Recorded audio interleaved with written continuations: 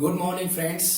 So last time जो हमने topic शुरू किया था दैट इज रिफ्रैक्शन, उसकी डेफिनेशन हमने जानी थी कि रिफ्रैक्शन होता क्या है, उसके काइनेमेटिक्स को हमने जाना था। आज हम उसके लॉ को जानते हैं थोड़ा और गहराई से, ताकि हम उसकी हेल्प से क्वेश्चंस को सोल्व कर पाए। ठीक है, तो मेरा नाम है विनोद कौशल और ये एक छोटा सा हमने चैनल बनाया है सबके लिए, स्कूल के बच्चों के लिए भी और जो भी मदद ले सके तो सबके लिए है। तो लास्ट टाइम हमने एक रिफ्रैक्टिव इंडेक्स टर्म को जाना था, दैट इज म्यू। म्यू करके हमने लिखवाया था या स्मॉल एन करके। तो बच्चों अगर उस म्यू के साथ में आप ए लगा दे तो मतलब एयर लिख दिया या ग्लास लिख दिया या डायमंड लिख दिया या कुछ भी लिख दिया आपने म्यू के साथ में, जैसे मैंने अभी यहां जी लिखा हुआ है मतलब glass, refractive index of glass मैंने लिखा है। उसका क्या मतलब बच्चों? सर ये बताया गया था कि रिफ्रैक्टिव इंडेक्स जो है उसका फॉर्मूला होता है सी बटा वी, और ऊपर जो न्यूमरेटर में सी है वो तो सी ही रहेगा, वो कभी बदलना नहीं है। 3 इंटू 10 टू पावर 8 मीटर पर सेकेंड। हाँ, नीचे अगर आपने यहां ग्लास लिखा है ना तो नीचे जो है वी के साथ में जी आ जाएगा, मतलब वेलोसिटी या स्पीड इन ग्लास आ जाएगा। तो ऊपर सी, नीचे वेलोसिटी इन ग्लास या स्पीड इन ग्लास आ गया। अब सी तो सबको पता है, अगर आपको रिफ्रैक्टिव इंडेक्स ग्लास का पता है तो वेलोसिटी आ जाएगी कि उस ग्लास में से रे ऑफ लाइट की क्या स्पीड है वो आ जाएगी। और अगर मान लो आपको रिफ्रैक्टिव इंडेक्स नहीं पता है उस ग्लास का, तो आप पहले किसी तरीके से स्पीड कैलकुलेट कर लो उसमें कितनी थी, और सी बाई वी पता है तो रिफ्रैक्टिव इंडेक्स ग्लास का निकल आएगा। ठीक है, उसी तरीके से हमने एक दूसरा मीडियम लिया, जैसे वाटर ले लिया, डब्ल्यू के म्यू के साथ में मैंने डब्ल्यू लगा दिया। तो उसका क्या मतलब है? ऊपर तो सी ही, नीचे वेलोसिटी, और वेलोसिटी भी किसमें? जो आपने यहां नीचे लिखा वाटर, तो वेलोसिटी वाटर हो गया। तो इस तरीके से म्यू जी भी आपको पता चल गया, म्यू डब्ल्यू भी पता चल गया। क्या हो अगर मैं इन दोनों को डिवाइड कर दूं, रेशो ले लूं, म्यू जी बटे म्यू डब्ल्यू, तो देखो ये उल्टा हो जाएगा, ऊपर जाके वी डब्ल्यू बटे सी, सी से सी कट गया, आपका वी डब्ल्यू बटा वी जी रह गया। तो यहां से ये भी हमने जाना था कि दो रिफ्रैक्टिव इंडेक्सेस का जो रेशियो होता है उसको विद रिस्पेक्ट टू करके लिखा जाता है। कैसे? जैसे यहां मैं इसको क्या बोलूंगा, refractive index of glass with respect to water, और विद रिस्पेक्ट टू वाला आगे लिखते थे, है ना, जैसे रिफ्रैक्टिव इंडेक्स ऑफ ग्लास है तो mu g with respect to water, water का डब्ल्यू आगे लगा देते थे। तो यहां से ये करके वी डब्ल्यू बटा वी जी ये हो गया, और ये आपका म्यू जी बटा म्यू डब्ल्यू आ गया। तो ये तो आपने यहां तक देख लिया। अब हम इसमें एक टर्म और ऐड करना चाहते हैं बच्चों, दैट इज वेवलेंथ। वेवलेंथ का नाम आते ही हमें एक रिलेशन समझ में आता है, v is equal to f lambda. छोटी क्लासों से पढ़ते आ रहे हैं, 9th से I think, v is equal to f lambda, where v is the velocity या स्पीड कह सकते हो, f is the frequency. Frequency बहुत इंपॉर्टेंट टर्म है बच्चों, थोड़ा डिस्कस करेंगे इसमें। Lambda is the wavelength. हम ये वेव की बातें क्यों कर रहे हैं भाई? शुरू में हमने शुरू किया था लास्ट लेक्चर में कि रे ऑफ लाइट। वेव बच्चों, जो रे ऑफ लाइट है वो वेव नेचर ही तो है, एक्चुअल में वो ड्यूअल नेचर होती है, पार्टिकल भी वेव भी। लेकिन ये जो फेनोमेना आप डिफाइन कर रहे हो दैट इज रिफ्रैक्शन या बेंडिंग ऑफ रे या bending of light, refraction of light, ये तभी संभव है जब आपने लाइट को वेव माना। अगर आप लाइट को वेव ना मानते तो ये प्रॉपर्टी, ये फेनोमेनन लाइट का प्रूव नहीं हो सकता था।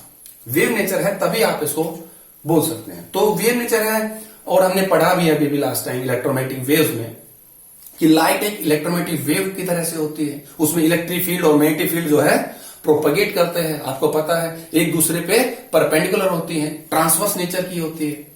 तो भाई ज्यादा उस पर डिस्कस नहीं करेंगे, बस हम ये जान लिया हमने कि लाइट रे जो है वो एक वेव होती है, वेव की तरह से फ्लो करती है। ठीक है, तो वेव तो क्या होता है, एक क्रस्ट होता है, एक ट्रफ होता है। एक क्रस्ट और एक ट्रफ, कॉन्जिक्यूटिव क्रस्ट और consecutive trough, successive consecutive and trough को मिला दें तो एक पूरी वेव बन जाती है। ये एक वेव हो गई, ऐसे ऐसे लाइट जलती जा रही है, चलती जा रही है।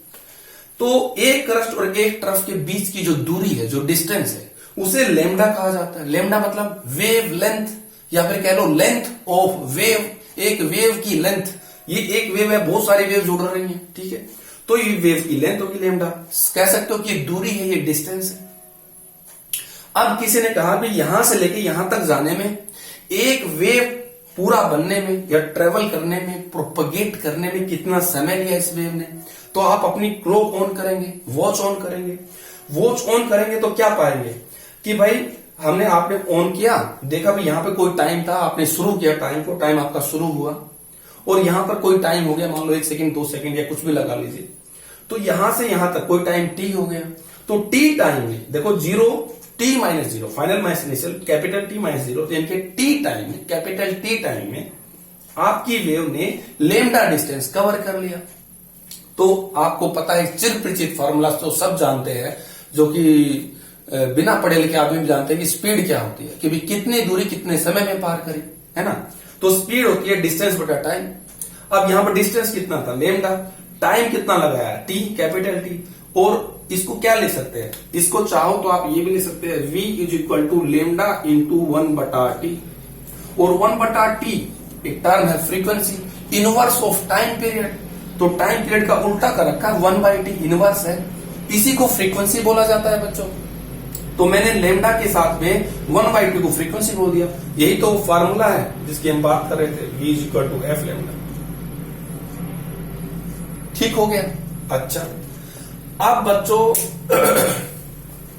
मैं थोड़ा सा फ्रीक्वेंसी के बारे में बोलना चाहता हूं। फ्रीक्वेंसी क्या होती है, फ्रीक्वेंसी किसी सोर्स, कोई भी सोर्स कोई वेव बनाता है, जैसे अभी मैं बोल रहा हूं तो वेव, साउंड वेव्स निकल रही हैं, तो ये सोर्स है, मतलब लंग्स है, लंग्स में से एयर उठती है और लैरिंक्स बॉक्स के थ्रू बाहर निकलती है। तो कोई भी लगा लीजिए, मेरी बॉडी उसका सोर्स है जो वेव्स मैं बना रहा हूं, साउंड वेव्स। तो जो वेव्स यहां से निकल रही हैं, जहां तक ये खत्म हो जाएंगी, जो एनर्जी है जहां तक खत्म हो जाएगी, तो फ्रीक्वेंसी कभी नहीं बदलती है। एक जगह से दूसरी जगह पे जाने में फ्रीक्वेंसी कभी नहीं बदलती है। फ्रीक्वेंसी समझ लो कि किसी के साथ कोई कॉम्प्रोमाइज नहीं करता है। बचे 2 पैरामीटर, क्या, लेम्डा एंड वेलोसिटी, ये बदल जाते हैं।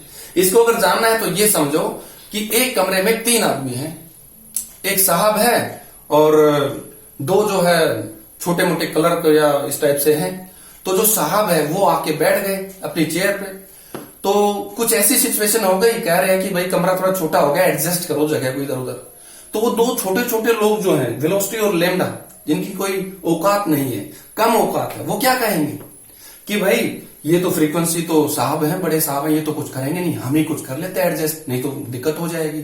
तो यानी कि ये कभी नहीं बदलता भाई, ये तो जैसा है वैसा ही रहेगा। ये अगर कम हो गया तो ये ज्यादा हो जाएगा, ये ज्यादा तो ये कम। जैसे 5 इंटू 4 इक्वल टू 20 होता है, 5 इंटू 4 इज इक्वल टू 20 होता है। कोई कहे कि इसको बढ़ाना है तो आपको इसको घटाना पड़ेगा, कीपिंग दिस कांस्टेंट। अगर इसको आपको फिक्स रखना है तो एक चीज बढ़ाओगे तो दूसरे को घटाना पड़ेगा। तो वही वेलोसिटी और लेम्डा के साथ है, अगर वेलोसिटी बढ़ेगी तो लेम्डा को घटना पड़ेगा। क्यों, ये तो टस से मस नहीं हो जाएगा, ये तो बड़ा साहब है। ये सोर्स, एक बार सोर्स ने जो चीज बना दी तो फ्रीक्वेंसी फिक्स हो जाती है। Frequency never change, phase never change. Phase होता है ना, फेज कभी नहीं बदलता फ्रीक्वेंसी। तो इसको आप ये भी समझ सकते हो, जैसे इंसान का ब्लड ग्रुप होता है। इंसान जैसे बड़े होते हैं, पैदा होता है बच्चा, उसका एक ब्लड ग्रुप होता है। ब्लड ग्रुप मरते दम तक चेंज नहीं होता है। उसकी डायमेंशंस बच्चे की, आदमी की, ह्यूमन की, कभी उसकी हाइट ज्यादा हो जाती है, फिर बुढ़ापे में फिर मुड़ने लगता है, थोड़ा कम होने लगता है, सिकुड़ने लगता है, कभी थिक कभी थिन होता है, लेकिन ब्लड ग्रुप कभी नहीं बदलता है। तो आप ऐसे समझ सकते हो कि फ्रीक्वेंसी जो होती है वो कभी नहीं बदलती। मतलब फ्रीक्वेंसी ब्लड ग्रुप है ह्यूमन का, और ये 2 चीजें आपस में एडजस्ट करती हैं, कभी ये ज्यादा तो कभी ये ज्यादा, कभी ये कम तो कभी ये कम। तो इस तरीके से होता है। क्वेश्चंस में देखेंगे अच्छे से। अब हम आते हैं डायरेक्टली जो मेन टॉपिक हमारा, लॉज ऑफ रिफ्लेक्शन, रिफ्लेक्शन का मतलब क्या है कि जो लाइट रे आपकी आई है, जैसे मान लो हम सीधा एग्जांपल से देखते हैं, ये आपका एक इंटरफेस ऑफ मीडियम है, इसके ऊपर मान लो मैं एक मीडियम मान लो एयर है, हमने मान लिया इस लाइन के ऊपर एयर, मतलब एक तालाब है पानी, और ये पानी का सरफेस है, उसके नीचे तो बहुत सारा पानी है और ऊपर हवा है। मतलब 2 मीडियम हो गए ना, ऊपर तो हो गया एयर, नीचे हो गया मान लो हमने पानी कह दिया। तो पानी की डेंसिटी ज्यादा है, डेंसिटी नहीं ऑप्टिकल डेंसिटी, यानी कि रेफ्रेक्टिव इंडेक्स पानी का ज्यादा होगा। मैंने लिखा है यहां पर ये मीडियम 2 है लाइन के नीचे, मीडियम 2, उसको डेंसर बोल दिया। भाई डेंसर है क्योंकि उसके मीडियम के पार्टिकल्स जो है वाटर के काफी करीब करीब है, वो म्यू2 हो गया, ये म्यू1 हो गया, और मैंने लिखा म्यू2 इज ग्रेटर देन म्यू1। तो जब लाइट रे आती है, हमने ये जाना था कि लाइट रे जब आती है, ऐसा हम सोच रहे थे कि वो सीधी चली जाएगी जैसे मैंने डॉटेड दिखाई, लेकिन ऐसा नहीं हुआ। होगा क्या, वो मुड़ जाती है। मुड़ती कैसे है, मुड़ती ऐसे है कि अगर रेयर से डेंसर में जा रही है तो डेंसर की तरफ मुड़ जाएगी, है ना। कई बच्चों को याद नहीं रहता है कि भाई रेयर से डेंसर जाएगी तो किधर मुड़ेगी, डेंसर से रेयर जाएगी तो क्या होगा। इसको आप ऐसे याद रखो कि रेयर का मतलब खुला खुला, जो पार्टिकल के, जो मीडियम के पार्टिकल हैं वो थोड़े से डेंस नहीं है, मतलब रेयर है, दूर दूर है, मतलब रिच नहीं है, कह सकते हो रिच नहीं है ना। और जो आपका डेंसर है उसके पार्टिकल्स करीब हैं, यानी कि वो रिच हैं, दबा दबा के ठोस ठोस के भर रखा। तो डेंसर का मतलब ये हुआ कि वो पार्टिकल्स काफी करीब है, रिच है पार्टिकल्स उसमें। देखो पानी के पार्टिकल्स काफी करीब है, हम कह सकते हैं कि एक गिवन वॉल्यूम में उसको जो एटम्स है मॉलिक्यूल से काफी रिच है। तो भाई रिच को हर कोई सलाम करता है कि माइट इज राइट।